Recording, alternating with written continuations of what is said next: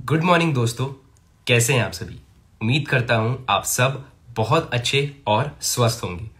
दोस्तों, आप सभी का स्वागत है हमारे लाइव के आज एक नए सेशन में।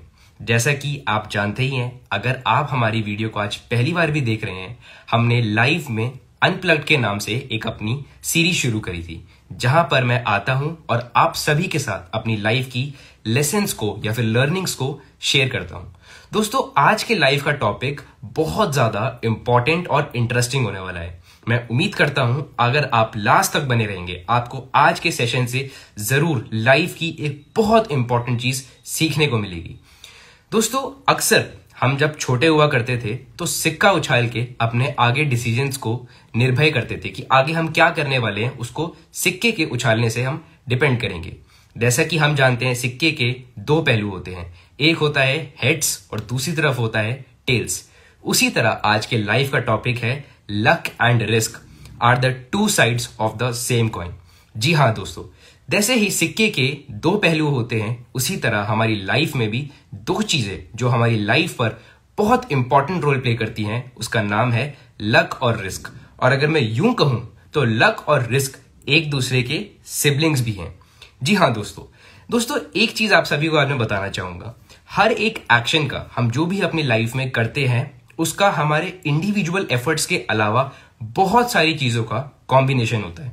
इसका यह मतलब नहीं कि हमारे इंडिविजुअल एफर्ट्स जो है उसका कोई फर्क नहीं पड़ता, बट इंडिविजुअल एफर्ट्स के अलावा भी हमारी लाइफ में, यूनिवर्स में ऐसी कई सारी चीजें चल रही होती हैं जो हमारे नेक्स्ट आउटकम पर बहुत ज्यादा डिपेंड करती है। अक्सर जब हम किसी चीज में सक्सेसफुल हो जाते हैं तो हम ये बोलते हैं कि मेरा डिसीजन सही रहा, मेरे इंडिविजुअल एफर्ट्स जो मैंने किया वो बिल्कुल सही था। इस चीज को बिना मद्देनजर रखते हुए कि उसमें लक और रिस्क का इक्वल कितना बड़ा रोल था।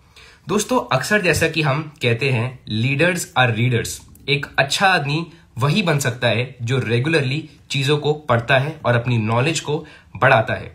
उसी तरह हाल ही में मैंने अभी एक बुक पढ़ रहा था, द साइकोलॉजी ऑफ मनी, जिसको लिखा गया है मॉर्गन हाउसल द्वारा। जैसा कि मेरा फाइनेंस और इन चीजों में बहुत ज्यादा इंटरेस्ट है, तो मैं नई नई चीजें पढ़ता रहता हूं। तो उसी में एक नई चीज मैंने सीखी, लक और रिस्क की एक बहुत इंपॉर्टेंट स्टोरी, जिसके बारे में हम सब जानते होंगे, बट उसका आधा सच। आज उसके आधे सच को मैं आप सभी के साथ शेयर करने जा रहा हूं। दोस्तों, आप सभी ने बहुत बड़ी कंपनी है माइक्रोसॉफ्ट, उसका नाम कहीं ना कहीं बचपन में या फिर अपनी हाल ही में देखा होगा। कुछ लोग वहां काम भी करते होंगे या फिर उसका नाम सुना होगा। जैसा कि हम सब जानते हैं, माइक्रोसॉफ्ट के दो बड़े फाउंडर्स हैं, बिल गेट्स और पॉल एलन। बट दोस्तों, क्या आपने एक तीसरे आदमी का नाम सुना? Kent Evans. जी, केंट इवांस। बिल गेट्स और पॉल एलन का नाम आप सभी को पता होगा, आपका सबने कहीं ना कहीं इसके बारे में पढ़ा होगा। बट केंट इवांस भी एक शख्स था जो इनकी लाइफ में उतना ही ज्यादा कॉम्पिटेंट और स्किल्ड आदमी था, बट उसको आज हम में से कोई नहीं जानता। दोस्तों, आज की स्टोरी से लक और रिस्क की मैं आपको बताना चाहूंगा कि कैसे दो लोग जो बराबर के इंडिविजुअल एफर्ट्स और स्किल्ड थे, बट दोनों की लाइफ एक अलग पहलू पे आकर खत्म हुई। आइए जानते हैं कैसे। दोस्तों, अगर मैं 1968 की आपको बात बताऊं तो उस टाइम पे अगर मैं कंप्यूटर का नाम लेता तो शायद ही किसी ने इसका नाम भी सुना होगा या फिर इसके बारे में थोड़ा बहुत कुछ जानता होगा। 1968 में 303 मिलियन लोग हाई स्कूल में थे, जो हाई स्कूल की पढ़ाई कहीं ना कहीं कर रहे थे। उसमें से 8 मिलियन लोग सिर्फ यूएस में थे और उसमें से 2,70,000 लोग हमारे वॉशिंगटन स्टेट्स में थे। जैसा कि लोग कहते हैं, अगर आपको किस्मत साथ दे तो आप कुछ भी कर सकते हैं, 1 in a million। उसमें से सिर्फ 300 लोग लेक साइड के स्कूल में पढ़ रहे थे वॉशिंगटन स्टेट्स में से। और मैं आपको बताना चाहूंगा कि बिल गेट्स, पॉल एलन और केंट इवांस तीनों ही व्यक्ति उस 300 की भीड़ में थे जो 1 in a million स्कूल्स में आता था जहां पे कंप्यूटर था। और मैं आप सभी को बताता मैं बहुत वो हूं कि उसी स्कूल से आगे हमारे बिल गेट्स और पॉल एलन जाके माइक्रोसॉफ्ट की बड़ी कंपनी को बनाते हैं। तो जैसा कि मैंने आपको पहले कहा था, 1 in a million, यहां पर लक ने 1 in a million का साथ दिया और उनके साथ था। दूसरी तरफ केंट इवांस की स्टोरी में रिस्क ने कितना बड़ा इंपॉर्टेंट रोल प्ले किया। दोस्तों अगर मैं आपको यह बताऊं कि odds of being killed on a mountain, मतलब पहाड़ों पर मरने के कितनी पॉसिबल आउटकम्स हो सकते हैं, तो वो 1 in a million थे।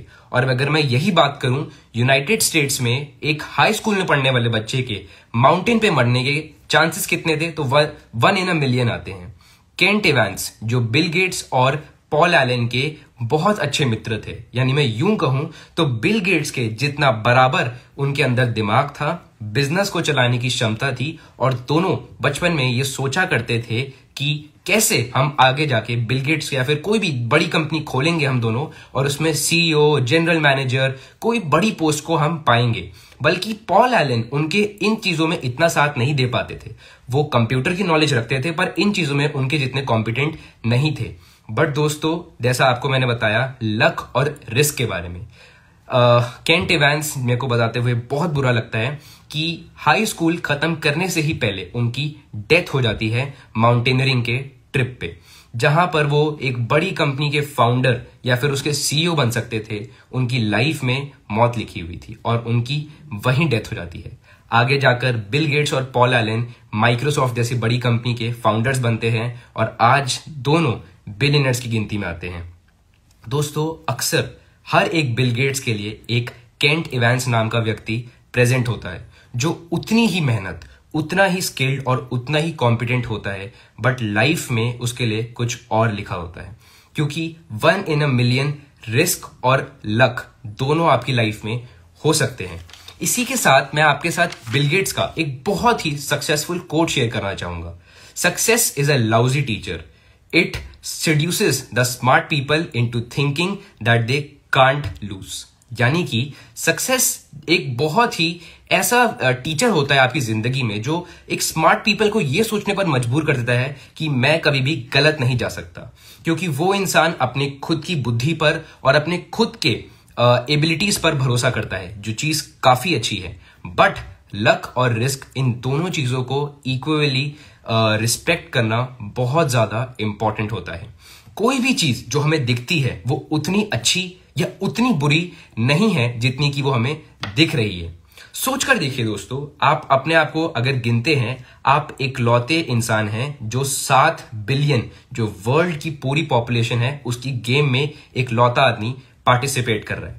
आपका कोई भी आउटकम अगर आता है वो सिर्फ आपके इंडिविजुअल एफर्ट से नहीं, बल्कि लक और रिस्क का भी उतना ही ज्यादा इंपॉर्टेंट रोल उसमें होता है। अगर आप लक को एक्नॉलेज करते हैं और इस चीज को मानते हैं कि आपके सक्सेस में लक कितना इंपॉर्टेंट था, उतना ही जरूरी समझना है कि रिस्क आपकी लाइफ में कितना इंपॉर्टेंट था। और आपकी आज की स्टोरी बिल्कुल विपरीत हो सकती थी अगर रिस्क उतना ही ज्यादा बड़ा होता जितना लक था। दोस्तों एक चीज जो आपको मैं आज के लाइफ के सेशन से देना चाहूंगा वो है अपने इंडिविजुअल एफर्ट्स में ऑनेस्ट रहिए। कोई भी काम करते हैं तो उसको ये सोच के मत करिए कि मैं इसमें कैसा कर सकता हूं, मैं वैसा कैसे कर सकता हूं, बल्कि अपने एफर्ट्स पे भरोसा रखिए, अपने निर्णयों पर डट कर खड़े रहिए और आज जो आपने डिसाइड कर लिया उसे लंबे समय तक करिए। और एक चीज को हमेशा याद रखना, हर चीज आपके हाथ में नहीं होती है। अगर आज आपका जो डिसीजन था वो उतना सही नहीं निकला जितना आपने सोचा था, तो सोच लेना कि रिस्क आज बड़ा था। और अगर आप सक्सेसफुल हो जाते हैं तो सोच लेना लक भी आपके साथ था। इसमें कोई ईगो वाली बात नहीं है कि अगर आपके सक्सेस को लक कहा जाए तो उसमें कुछ गलत होगा, क्योंकि दोस्तों जैसा कि मैंने आपको पहले भी कहा था, हर एक बिल गेट्स के लिए एक केंट इवांस था। तो उसी तरह अगर आज आप सक्सेसफुल हैं तो अपने लक को थैंक गॉड करिए और उसी तरह आगे लाइफ में बढ़ते रहिए। दोस्तों उम्मीद करता हूं आपको आज के लाइव सेशन से जरूर कुछ नया सीखने को मिला होगा। ऐसे ही मैं लाइव सेशंस पर आपके साथ नए टॉपिक्स पे बात करता रहूंगा। तब तक के लिए अलविदा, विश यू वेल्थ।